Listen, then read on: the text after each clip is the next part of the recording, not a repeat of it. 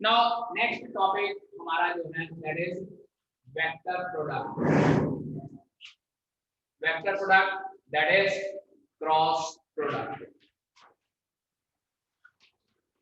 Vector product या हमारे पास क्या आ जाता है, क्रॉस प्रोडक्ट आ जाता है। ठीक है जी। अब क्रॉस प्रोडक्ट किस तरह से फाइंड आउट किया जाता है, write down definition. Let A vector and B vector be any two non-zero vectors,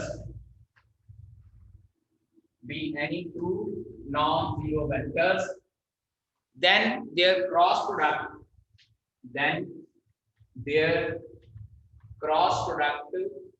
cross product या वेक्टर प्रोडक्ट। ठीक है जी।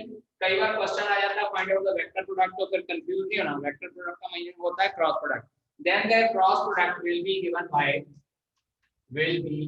गिवन बाय a vector क्रॉस b vector is equals to a vector का magnitude into b vector का magnitude into sin theta into n cap।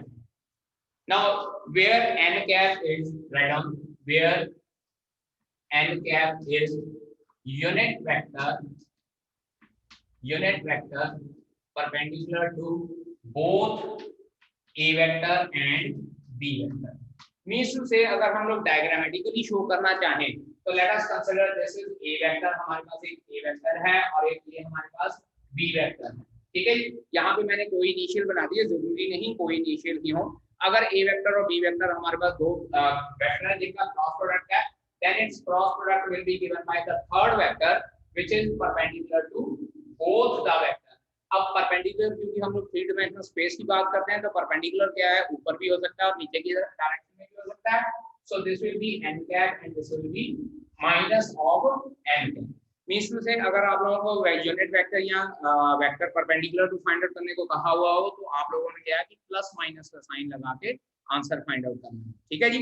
अब यहाँ पे जो स्पेशली n कैप लिखा होता है, कई बार ना डायरेक्टली क्वेश्चन नहीं पूछा जाता कि find out the cross product of the two vector, घुमा फिरा के क्वेश्चन पूछा जाता है find out a vector which is perpendicular to both the vectors.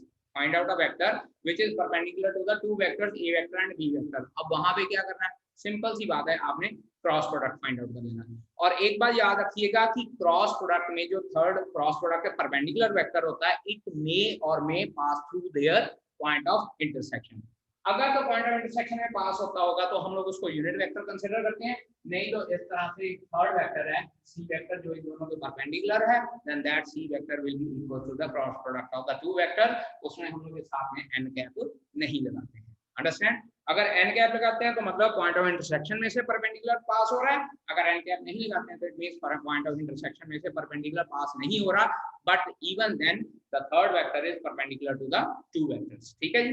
So this is the definition of the cross product. Find out करने के लिए कहा जाता है how to evaluate the two cross product of two vectors. Let us consider a vector मेरे पास है a1 i cap plus a2 j cap plus a3 k cap. ठीक है जी। उसके बाद b वेक्टर मेरे पास है b1 i cap plus b2 j cap plus b3 k cap. I want to find out the cross product of the two vectors, then a vector cross b vector will be given by I j k a1 a2 a3 b1 b2 b3। और पता नहीं ये हमारे पास क्या चीज है, this is the determinant. Determinant जिस तरह से हम लोग फाइंड आउट करते थे उस तरह से हम लोग ने ये दोनों वेक्टर्स का डिटर्मिनेंट फाइंड आउट करना है। सिर्फ जो फर्स्ट रो है उसमें हम लोगों ने i कैप j कैप और k कैप लिख देना। अब इसको जब हम लोग सॉल्व करते हैं तो हमारे पास आंसर क्या आता है, चेक कीजिए। पहला आ जाएगा a2 b3 minus b2 a3 into i cap आ जाएगा, चेक कीजिए। यहाँ पे अगर हमने करना है ये रो और ये कॉलम छोड़ के इन दोनों का क्रॉस प्रोडक्ट फाइंड आउट करना है, देन माइनस ऑफ, अब j के accordingly a1 b3 b1 a3 a1 b3 minus b1 a3 into j cap plus, अब तीसरा वाला है हमारे पास k कैप। k कैप क्या आ जाएगा, a1 b2 minus a2 b1 into k cap. ठीक है जी। इस तरह से हम लोग जो है वेक्टर्स की इवैल्यूएशन करते हैं। दो वेक्टर गिवन है, दोनों वेक्टर को सबसे पहली रो में आपने i j और k लिख लेना है और दूसरी रो में पहला वेक्टर, तीसरी रो में दूसरा वेक्टर, और उसके बाद सिंपली जैसे हम लोग डिटर्मिनेंट फाइंड आउट करते थे उस तरह से डिटर्मिनेंट फाइंड आउट। अब यहाँ से देखिए इंपॉर्टेंट रिजल्ट में हमारे पास जो रिजल्टेंट आंसर आया वो आई, जे और के की फॉर्म में आया है। तो we can say that second point A vector cross B vector is a vector quantity. Vector quantity होती है हमारे पास क्रॉस प्रोडक्ट, क्योंकि हमारे पास जो आंसर है वो आई, जे और के की फॉर्म में आता है। ठीक है जी। इसके बाद third point, if A vector cross B vector is equals to 0, if a vector cross b vector is equals to 0, it implies a vector is parallel to b vector or a vector and b vector are collinear vector। Collinear vector में क्या बताया था आप लोगों को कि एक vector दूसरे वेक्टर का सम कांस्टेंट मल्टीपल होता है, तो इसका मतलब हमारे पास क्रॉस प्रोडक्ट 0 आ जाएगा। वैसे भी चेक कीजिए, अगर दूसरी एक रो दूसरी रो का सम कांस्टेंट मल्टीपल होता है, डिटरमिनेंट में हम लोगों ने प्रॉपर्टी की है कि अगर एक रो दूसरी रो का सम कांस्टेंट मल्टीपल होता है तो हमारे पास आंसर 0 आता है। तो accordingly A vector cross B vector is equal to 0, either A vector is parallel to B vector और A vector is some constant multiple of B vector. ठीक है जी। ओके स्टूडेंट्स, नोट कर लीजिए। नाउ फोर्थ पॉइंट हमारे पास है, if theta is equals to 90 degree. जो हम लोगों ने लिखा है ना कि A vector cross B vector equals to A vector magnitude into B vector magnitude into sin theta. अगर थीटा 90 डिग्री है, it implies A vector cross B vector will be equals to A vector का magnitude into B vector का magnitude. ठीक है जी। यहाँ अगर A vector cross B vector A vector into B vector के मैग्नीट्यूड के बराबर आ जाता है तो it means the two vectors are perpendicular to each other. अब यहाँ से हम लोग फिफ्थ पॉइंट डेराइव करते हैं, if I cap j cap, k cap are three unit vectors along x-axis, y-axis and z-axis respectively। अगर ये तीन हमारे पास यूनिट वेक्टर आते हैं तो हमारे पास रिजल्टेंट क्या आता है, चेक कीजिएगा। I cap cross I cap is equals to j cap cross j cap is equals to k cap cross k cap and this will be equals to 0, क्योंकि i का i के साथ हमारे पास collinear vector है या parallel vector है, तो इसका आंसर रिजल्टेंट आंसर हमारे पास 0 होएगा। And i cap cross j cap will be equals to k cap, k cap नहीं j cap cross k cap will be equals to i cap and k cap cross I cap will be equals to J cap. अब यहाँ पे check कर लीजिए, आई जे और के तीनों आपस में म्यूचुअली परपेंडिकुलर होते हैं, तो आई और जे का क्रॉस प्रोडक्ट क्या होगा, इनका mutually perpendicular and that will be equals to K cap. Similarly J और के इनका म्यूचुअली परपेंडिकुलर कौन सा हो जाएगा, आई, और के और आई का mutually perpendicular is equals to J. लेकिन अब इसमें एक पर्टिकुलर पैटर्न फॉलो करना होता है, और वो पर्टिकुलर पैटर्न इस तरह से होता है बेटा जी, आई कैप जे कैप और के कैप।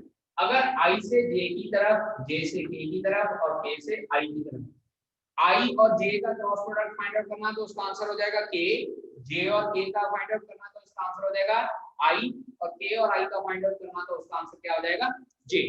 अब एक और इंपॉर्टेंट प्रॉपर्टी होती है, और वो प्रॉपर्टी होती है कि cross product is not commutative. ठीक है जी। एक साथ में जो हम लोगों ने सबसे पहले प्रॉपर्टीज लिखी थी ना इवैल्यूएशन, उसके साथ लिख सकते हैं कि A vector cross B vector is not equals to b vector cross a vector. Instead of it we can write down a vector cross b vector is equals to minus of b vector cross a vector। ठीक है जी। a vector का b vector के साथ cross product, या अगर हम लोग b vector का a वेक्टर के साथ क्रॉस प्रोडक्ट लगाएं तो हमारे पास माइनस का आंसर आ जाता है। अंडरस्टैंड।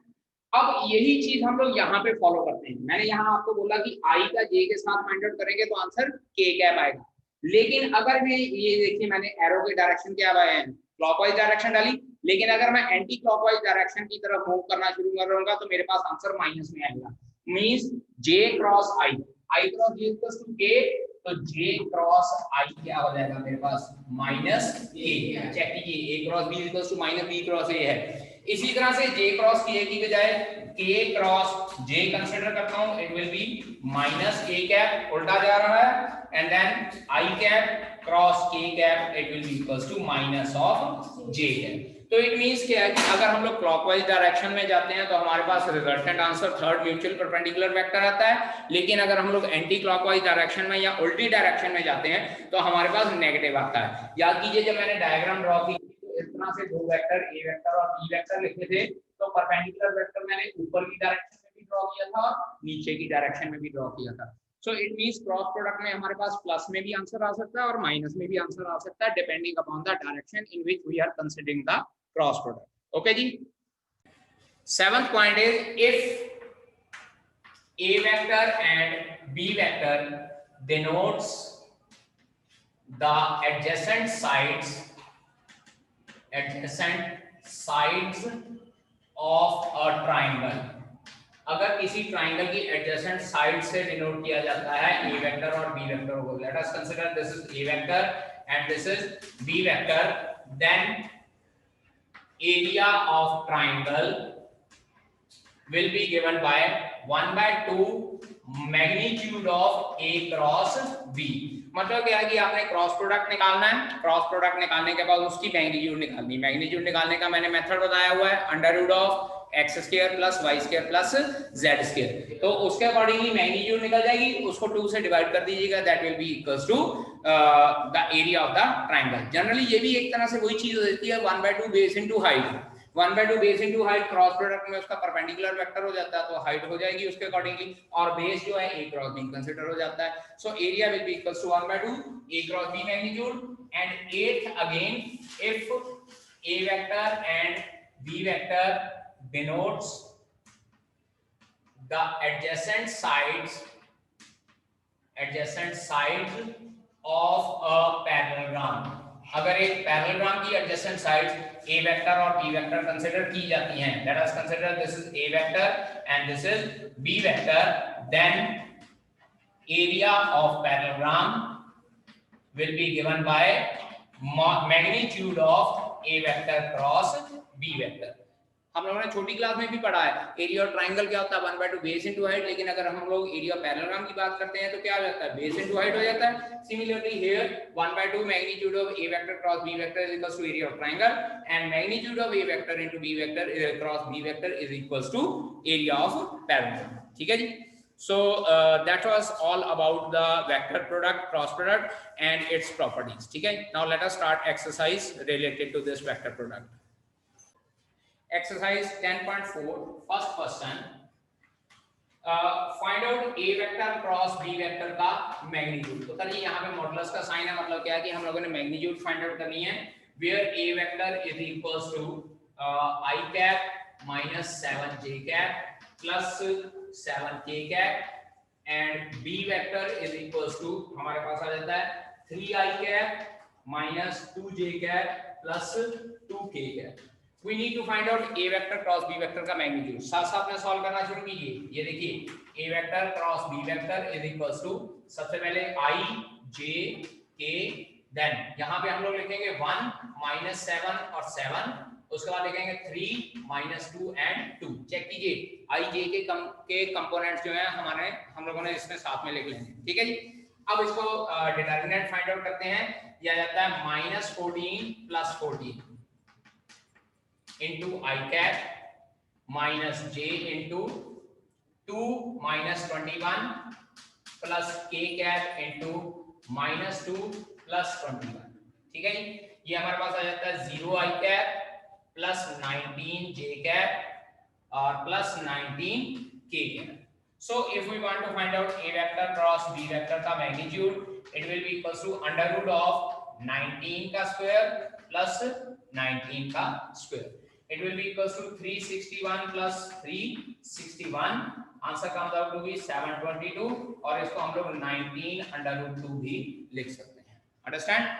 ठीक है, ये सिंपल आप लोगों ने क्रॉस प्रोडक्ट फाइंड आउट करना और उसके बाद उसकी मैग्नीट्यूड फाइंड आउट करनी है। We are given that A vector is equals to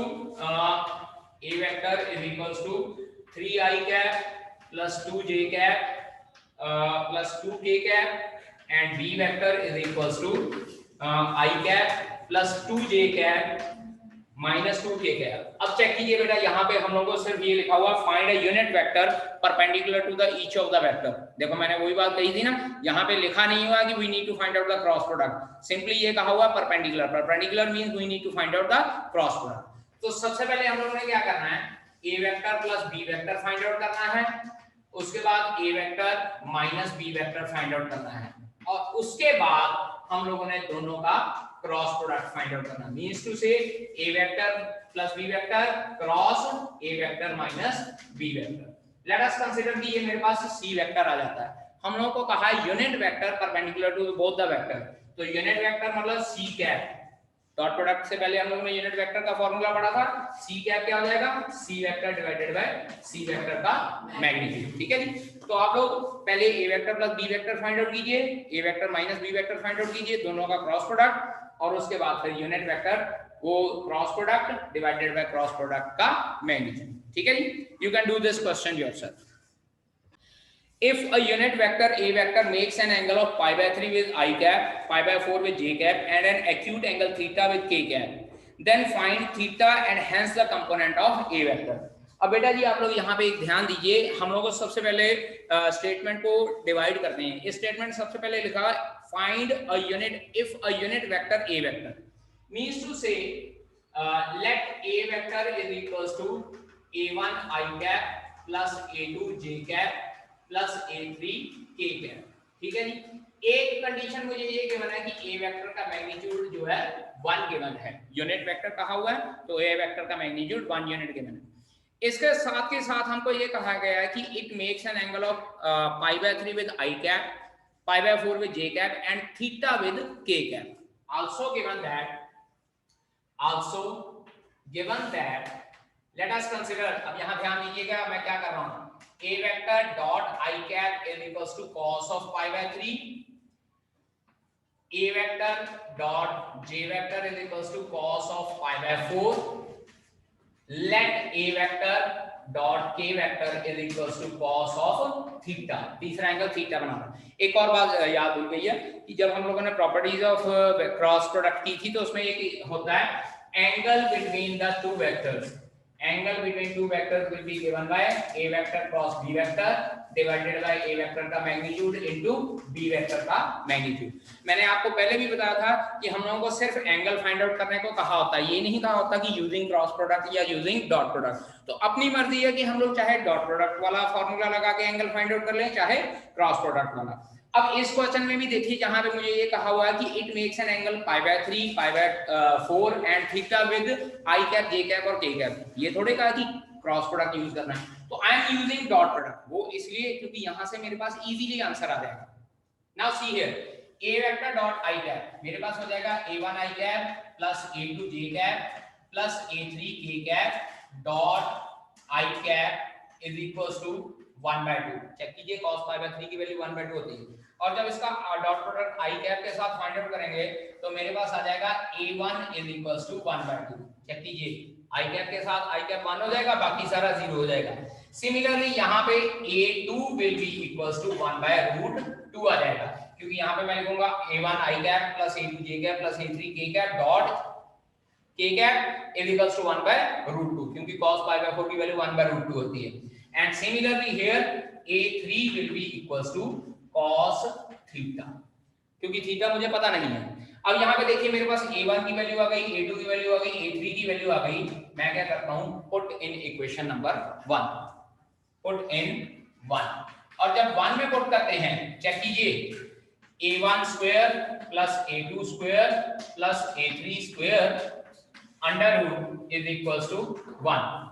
तो ये हो जाएगा 1/4 plus 1/2 plus cos square theta under root is equals to 1, और we can say that cos square theta 1 minus 1/2 minus 1/4। Squaring both side कर लियो, साथ के साथ मैं दूसरी साइड पे भी ले गया। अब जब इसको सॉल्व करते हैं तो मेरे पास आ जाता है cos square theta is equals to 1/2। जब सॉल्व करते हैं 1 में से 1/2 और 1/4 माइनस किया तो मेरे पास 1/2 ही बचता है, और यहां से cos थीटा क्या रह जाएगा, that will be equals to 1/√2। नहीं, यहां पे 1/4 बचेगा, और ये हमारे पास आंसर क्या आ जाएगा 1/2। पॉजिटिव डायरेक्शन में क्योंकि एक्यूट एंगल फाइंड आउट करना चाहता हूं इसलिए यहाँ पे मैंने प्लस का साइन ले लिया, माइनस का साइन नहीं लिया। अब यहाँ पे चेक कर लीजिए cos थीटा की वैल्यू 1/2 आ गई, इसका मतलब a3 कितना हो गया मेरे पास 1/2, और यहाँ पे इसको मैं कंपेयर करके cos π/3 भी लिख सकता हूँ क्योंकि मुझे ये कहा गया find out the third angle as well as the component. तो थर्ड एंगल मेरे पास थीटा क्या हो जाएगा π/3। और अगर बात करते हैं कंपोनेंट्स की, देयरफॉर अब यहाँ पे मैं a वेक्टर लिख रहा हूँ। a वेक्टर क्या था a1 i cap plus a2 j cap plus a3 k cap, it will become 1/2 i cap plus 1/2 j cap plus 1/2 k cap. ठीक है, this will be your answer. ये आपका vector आ गया। और अगर आपको कहा है कि कंपोनेंट फाइंड आउट करने हैं तो component you can just write down 1/2 1/2 and 1/2। Understand? Simple question है। फोर्थ क्वेश्चन हम लोगों को ये कहा गया show that a vector minus b vector cross a vector plus b vector is equal to 2 time a vector cross b vector. तो ये fourth question है। अब यहाँ पे देखिए कि अगर हमारे पास वेक्टर ना हो a माइनस b तो a प्लस b होता है a square minus b square. Dot product में भी हम लोगों ने a वेक्टर का मैग्नीट्यूड का स्क्वायर माइनस b वेक्टर के मैग्नीट्यूड का स्क्वायर लिखा है, लेकिन वेक्टर प्रोडक्ट में उल्टा होता है। अब यहाँ पे देखिए लेफ्ट हैंड साइड में सॉल्व करता हूँ। ये मेरे पास आ जाएगा a vector cross a vector plus a vector cross b vector minus b vector cross a vector minus b vector cross b vector. ये मेरे पास लेफ्ट हैंड साइड आई है। अब यहाँ पे हम लोगों ने पढ़ा है प्रॉपर्टीज में कि a vector cross a vector is equals to 0 हो जाएगा। So this thing will be equals to 0, this thing will be equals to 0. अब बचता क्या है मेरे पास ये, so it will be equals to a vector cross b vector plus a vector cross b vector. Reason क्या लिखेंगे, because एक तो लिखेंगे a vector cross a vector is equals to 0 और दूसरा लिखेंगे a vector cross b vector is equals to minus of b vector cross a vector. So check कर लीजिए a vector cross b vector plus a vector cross b vector हमारे पास क्या हो गया 2 times a vector cross b vector। और यही चीज हम लोगों ने यहाँ पे प्रूव करनी। ठीक है जी। In the fifth question find lambda and mu if 2i cap, fifth question 2i cap plus 6j cap plus 27k cap cross i cap plus lambda j cap plus mu k cap is equals to, बेटा जी देखिए यहाँ पे zero vector लिखा हुआ है, zero नहीं लिखा हुआ। जीरो वेक्टर मतलब क्या है 0i cap plus 0j cap plus 0k। क्या करना है आप लोगों ने क्रॉस प्रोडक्ट फाइंड आउट करना है और क्रॉस प्रोडक्ट फाइंड आउट करने के बाद दोनों साइड पे i j और k के कंपोनेंट्स कंपेयर कर देंगे। ठीक है, ये चेक कीजिए। हम लोग यहाँ पे लिखते हैं i cap j cap and k cap. This is 2, 6, 27, 1 lambda and mu is equals to 0i cap plus 0j cap plus 0k cap. ठीक है, so it will become equals to I cap into 6 mu minus 27 lambda minus j cap into 2 mu minus 27 plus k cap is equal into 2 lambda minus 6 is equals to 0i cap plus 0j cap plus 0k cap। ठीक है, अब comparing both side करनी है। पहले वाले को मैं compare नहीं करता क्योंकि मेरे पास लैम्डा और म्यू दोनों, मैं दूसरे और तीसरे को कंपेयर कर देता हूँ। चेक कीजिए, मेरे पास आ जाएगा 2 mu minus 27 is equals to 0 and 2 lambda minus 6 is equals to 0। यहाँ से म्यू की वैल्यू मेरे पास कितनी आती है 27/2 और लैम्डा की वैल्यू मेरे पास कितनी आती है 3। ठीक है, so this will be the answer for this question. Okay बेटा जी। In the sixth question given to us that a dot b vector is equals to 0। अब यहाँ पे देखिए मैं सिर्फ शॉर्टकट थोड़ा सा लिख रहा हूँ। यहाँ पे देखिए मुझे कहा है कि a dot b vector is equals to 0 and a vector cross b vector is equals to 0। What can you conclude about the vectors a vector and b vector? अब यहाँ पे देखिए, यहाँ पे सिर्फ हम लोग थ्योरीज यूज करेंगे। a dot b equals to 0 है, इसका मतलब क्या होगा a और b आपस में परपेंडिकुलर है।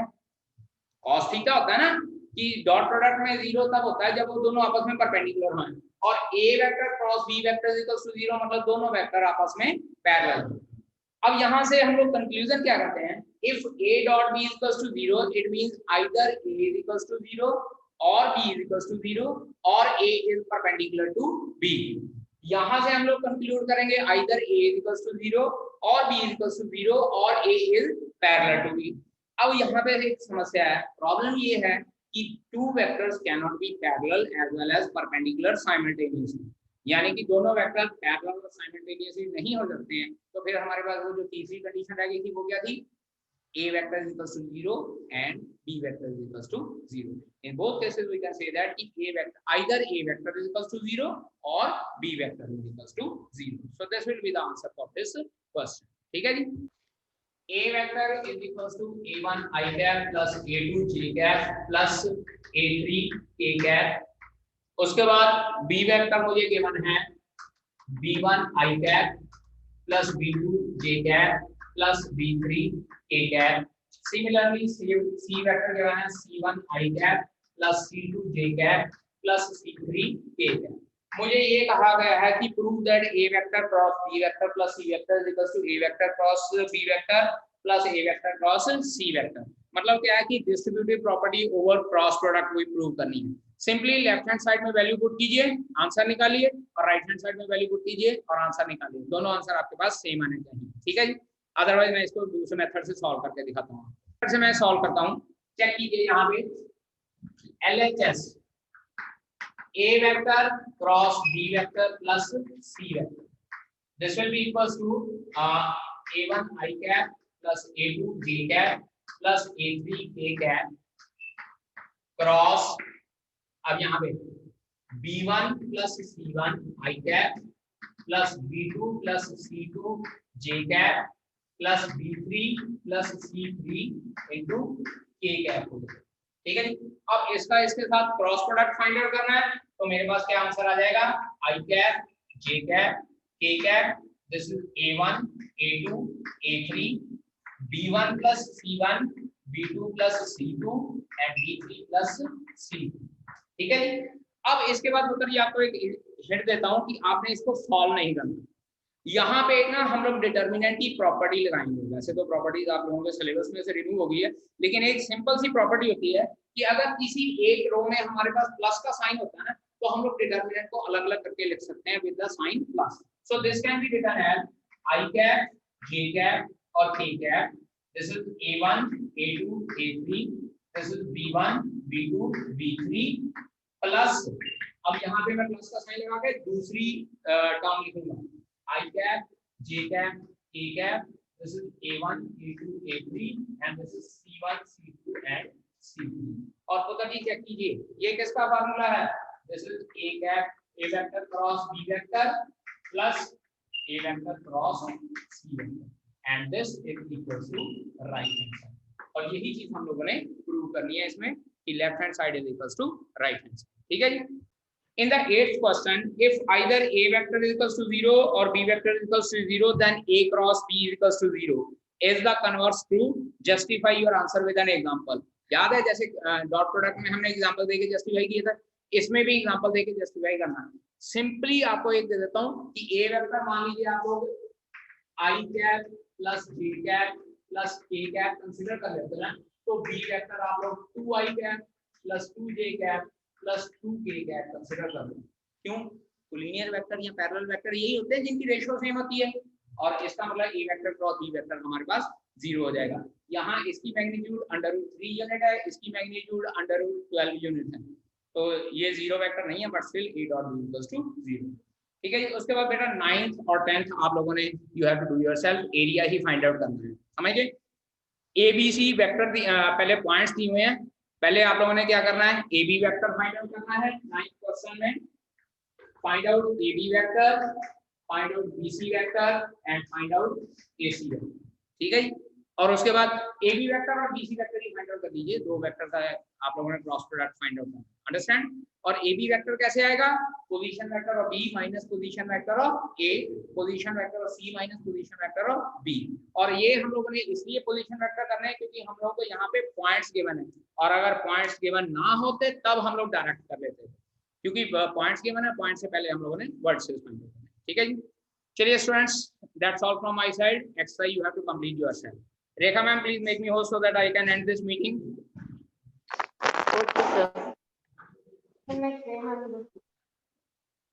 दिखा दो अनु मैम को, एक बार फाइनल